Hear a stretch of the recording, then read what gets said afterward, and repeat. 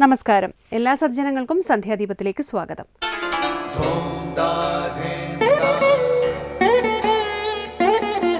ശുഭം ഭവതു കല്യാണമായുസാരോഗ്യവർദ്ധനം സർവദുഃഖ വിനാശായ സന്ധ്യാദീപം നമോസ്തുതേ.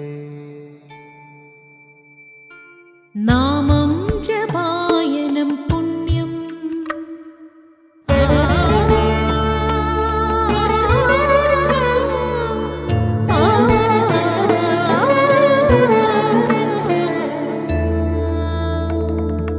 നാമം ജപായനം പുണ്യം നിരുപമദീപാങ്കുരം പോലെ സ്വരശ്രുതിലയവരമതുലം ദീവാങ്കണം മോക്ഷസംഗീതസാരം നീളും വഴിത്താരയിൽ ജീവതാരം മന്ത്രാലാപം മായാവിൻ നിൻ പ്രസാദം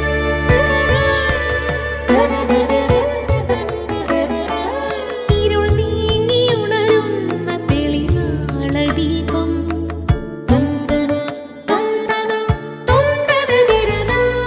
ഇരുൾ നീങ്ങിയുണരുന്ന തെളിനാളദീപം പ്രണവാമൃതം ചൊരിയുന്ന ദീപം ദീപം ദീപം ദീപം ദീപം സന്ധ്യാദീപം.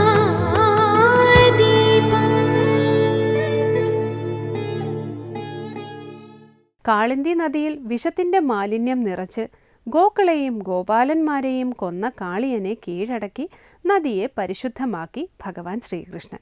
ഭഗവാന്റെ ഈ ലീല പ്രകൃതി സംരക്ഷണത്തിൽ സദാ ജാഗരൂകനായ ഒരു പരിസ്ഥിതി പ്രവർത്തകനെ ഓർമ്മപ്പെടുത്തുന്നതാണ്.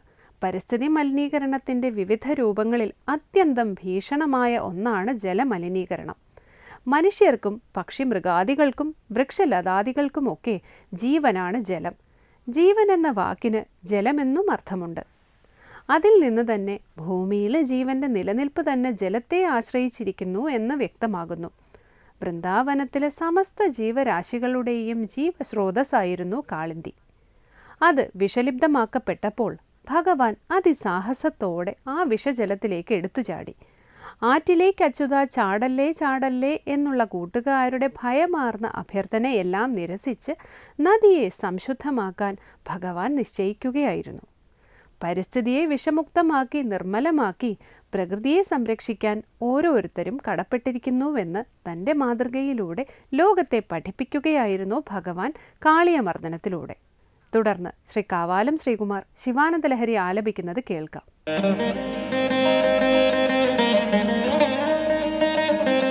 കരോമി ത്വത്പൂജാം സപദി സുഖദോ മേ ഭവ വിഭോ വിധിത്വം വിഷ്ണുത്വം ദിശസി ഖലു തസ്യാഹ ഫലമിതി പുനശ്ച ത്വാം ദ്രഷ്ടും ദിവി ഭുവി വഹൻ പക്ഷിമൃഗതാം അദൃഷ്ട്വാ തത്ഖേദം കഥമിഹ സഹേ ശങ്കര വിഭോ കരോമി ത്വത്പൂജാം സപദി സുഖദോ മേ ഭവ വിഭോ വിധിത്വം വിഷ്ണുത്വം ദിശസി ഖലു തസ്യാഹ ഫലമിതി പുനശ്ച ത്വാം ദ്രഷ്ടും ദിവി ഭുവി വഹൻ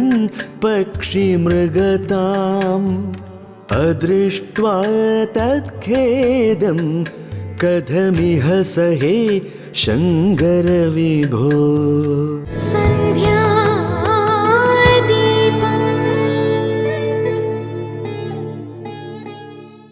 ഇനി ശങ്കരസൂത്രാമൃതം. അല്ലയോ ഭഗവാനെ, നിന്നെ ഞാൻ പൂജ ചെയ്യുന്നു, ആരാധിക്കുന്നു.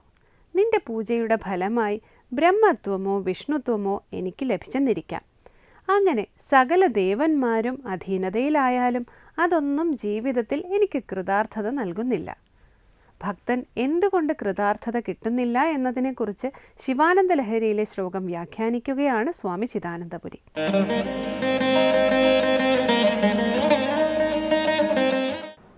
ശങ്കരകൃതികളിൽ ശിവാനന്ദ ലഹരിയിൽ 23-ാമത്തെ ശ്ലോകമാണ് നമ്മൾ ശ്രദ്ധിക്കുന്നത്. അവിടെ ഭഗവത് ഉപാസനയിലൂടെ, പൂജയിലൂടെ പരമമായ ആനന്ദത്തെ ഈ ജന്മത്തിൽ ഇവിടെ തന്നെ പ്രാപിക്കണമെന്ന് പ്രാർത്ഥിക്കുകയാണ്. പരമമായ ഏകീഭവനം, ശിവഭാവം അതിവിടെ തന്നെ പ്രാപിക്കാൻ സാധിക്കണം. അല്ലാതെ ഭഗവത് അനുഗ്രഹം കൊണ്ട് ദേവത്വം പ്രാപിച്ചാൽ പോലും അത് ക്ലേശകരമാണ്. എങ്ങനെ നോക്കൂ. കരോമി ത്വത്പൂജാം സപദി സുഖദോ മേ ഭവ വിഭോ വിധിത്വം വിഷ്ണുത്വം ദിശസി ഖലു തസ്യാ ഫലമിതി. ഹേ ശങ്കര, ഹേ വിഭോ സംബോധനകളാണ്. ഹേ ശങ്കര, ശം കരോതീതി ശങ്കര. ശം എന്ന് പറഞ്ഞാൽ സുഖം, അപരിമിതമായ സുഖം, അളവറ്റ സുഖം. ആ സുഖത്തിന് നമുക്ക് ആനന്ദം എന്ന് പറയാം. അപ്പോൾ സർവ്വലോകത്തിനും സർവ്വജീവരാശിക്കും സുഖത്തെ നൽകുന്നവൻ ശങ്കരൻ. ഹേ ശങ്കര. അടുത്ത സംബോധന ഹേ വിഭോ, വിശേഷമായി ഭവിച്ചവൻ, വിശിഷ്ട രൂപത്തിൽ എല്ലാത്തിനെയും ഭവിപ്പിക്കുന്നവൻ, വിവിധമായ ആകാരങ്ങളിൽ സ്വയം തീരുന്നവൻ എന്നൊക്കെ അനേക അർത്ഥങ്ങൾ വിഭു ശബ്ദത്തിന് പറയാം.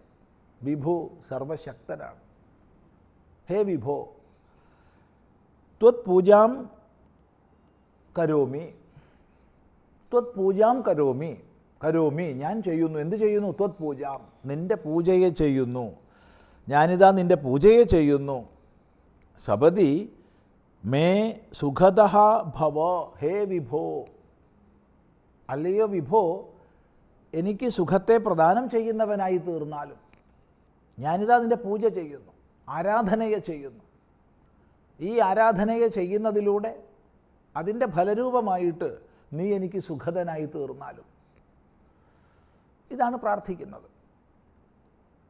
അപ്പം സാമാന്യമായി ഇത്രയും മാത്രം പറയുകയാണെങ്കിൽ ലൗകികങ്ങളായ ഭൗതികങ്ങളായ എന്തെങ്കിലുമൊക്കെ സുഖങ്ങളെ പ്രാർത്ഥിക്കുകയാണ് ഇവിടെ എന്ന് നമുക്ക് തോന്നിയേക്കാം. ഇനി ഈ ലോകത്തിലുള്ളതും അതിനപ്പുറത്ത് പരലോകത്തിൽ ഉള്ളതും ദേവലോകം തുടങ്ങിയ അത്യന്തം ഉന്നതങ്ങളായ ലോകങ്ങളിലുള്ളതുമായ സുഖത്തെ പ്രാർത്ഥിക്കുകയാണ് എന്ന് നമുക്ക് തോന്നാം. എന്നാൽ വാസ്തവത്തിൽ ഇവിടെ നീ എനിക്ക് സുഖദനായി തീരണമേ, സുഖത്തെ പ്രദാനം ചെയ്യുന്നവനായി തീരണമേ എന്ന് പ്രാർത്ഥിക്കുന്നത് അപ്രകാരമുള്ള സുഖത്തിനൊന്നുമല്ല. അതെങ്ങനെയാണ് മനസ്സിലാവുന്നത്? തുടർന്ന് ശ്രദ്ധിക്കൂ. വിധിത്വം വിഷ്ണുത്വം ദിശസി ഖലു തസ്യാഹ ഫലമിതി പുനഃ ത്വാം ദ്രഷ്ടും ദിവി ഭുവി പക്ഷിമൃഗതാം വഹൻ അദൃഷ്ട്വാ തത് ഖേദം കഥമിഹ സഹേ. അപ്പം നിൻ്റെ പൂജയുടെ ഫലമായിട്ട് പരമാവധി ലഭിക്കുന്നത് വിധിത്വമോ വിഷ്ണുത്വമോ ഒക്കെയാണ്. വിധിത്വം എന്ന് പറഞ്ഞാൽ വിധിയുടെ ഭാവം.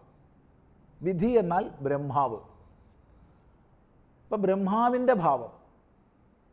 അപ്പം ഭഗവാന്റെ ആരാധന ചെയ്ത് ചെയ്ത് ചെയ്ത് ആ പരമമായ പുണ്യത്തിൻ്റെ ഫലമായിട്ട് ഒരാൾക്ക് ബ്രഹ്മാവ് വരെ ആയിത്തീരാം. അല്ലെങ്കിൽ വിഷ്ണുവിൻ്റെ ഭാവം പ്രാപിക്കാം, വിഷ്ണുവായിത്തീരാം, വിഷ്ണു സദൃശനായിത്തീരാം.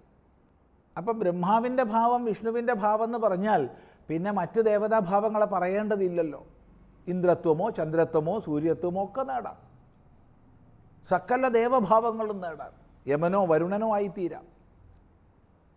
അല്ലെങ്കിൽ ദേവലോകത്തിലെ അത്യന്തമായ സുഖാനുഭവത്തിന് അധികാരികളായ പല ദേവന്മാരായി തീരാം.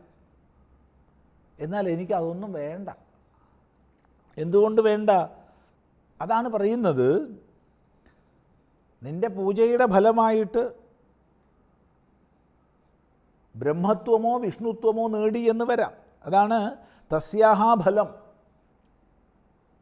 പൂജ സ്ത്രീലിംഗമായതുകൊണ്ടാണ് തസ്യാഹ എന്ന് പറഞ്ഞത്. പൂജയുടെ ഫലമായിട്ട് വിഷ്ണുത്വമോ ബ്രഹ്മത്വമോ നേടാം. അതൊക്കെ നീ തരും. ദിശസി, ദിശസി പറഞ്ഞാൽ നീ തരുന്നു. തസ്യാഹ ഫലരൂപേണ, പൂജയുടെ ഫലരൂപമായിട്ട് വിഷ്ണുത്വമോ വിധിത്വമോ ഒക്കെ നീ തന്നെന്ന് വരാം. എന്നാൽ അതുകൊണ്ട് ജീവിതത്തിൽ കൃതാർത്ഥതയാവില്ല. അതാണ് പറയുന്നത്, പുനഃച്ച, പിന്നീടാകട്ടെ, ത്വാം ദ്രഷ്ടും, നിന്നെ കാണുന്നതിന്, നിൻ്റെ സ്വരൂപം എന്തെന്ന് അറിയുന്നതിന്, നിന്നെ സാക്ഷാത്കരിക്കുന്നതിന്, പക്ഷിമൃഹതാം വഹൻ, പക്ഷിയായോ മറ്റ് തിര്യക് ജന്തുക്കളായോ മൃഗങ്ങളായോ തീരേണ്ടി വരും. അങ്ങനെ തീർന്നിട്ട് എവിടെ? ദിവി ഭുവി വാ, ആകാശത്തിലോ ഭൂമിയിലോ ഒക്കെ വസിക്കുന്ന പക്ഷികളും മൃഗങ്ങളുമായി തീരേണ്ടതായിട്ട് വരും. അങ്ങനെ വിരോധമില്ല.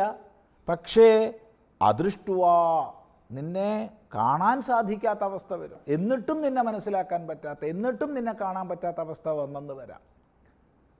ആ ദുഃഖത്തെ ഞാൻ എങ്ങനെയാണ് സഹിക്കുക ഹേ ശങ്കര? അതുകൊണ്ട് എനിക്ക് വിഷ്ണുവുമാകണ്ട, ബ്രഹ്മാവുമാകണ്ട, എനിക്ക് ഒരു ദേവതാഭാവപ്രാപ്തിയും വേണ്ട. എനിക്ക് അതിനെല്ലാം ഉപരിയുള്ള പരമമായ സുഖം മതി എന്ന് പറയുകയാണ്. ഈ ഒരു ശ്ലോകം ഒന്നുകൂടി വിചാരം ചെയ്യേണ്ടതായിട്ടുണ്ട്. എന്താണിവിടെ മൃഗത്വം പക്ഷിത്വം തുടങ്ങിയൊക്കെ പറഞ്ഞത് എന്നുള്ളത് അല്പം കൂടി വിശദീകരിക്കേണ്ടതുണ്ട്. നമുക്ക് അടുത്ത പ്രാവശ്യമാവാം. തുടർന്ന് ദീപാരാധനയാണ്. ക്ഷേത്ര സന്നിധിയിലെത്തി മംഗളാരതി തൊഴുത് ഇന്നത്തേക്ക് മടങ്ങാം. എല്ലാവർക്കും നമസ്കാരം.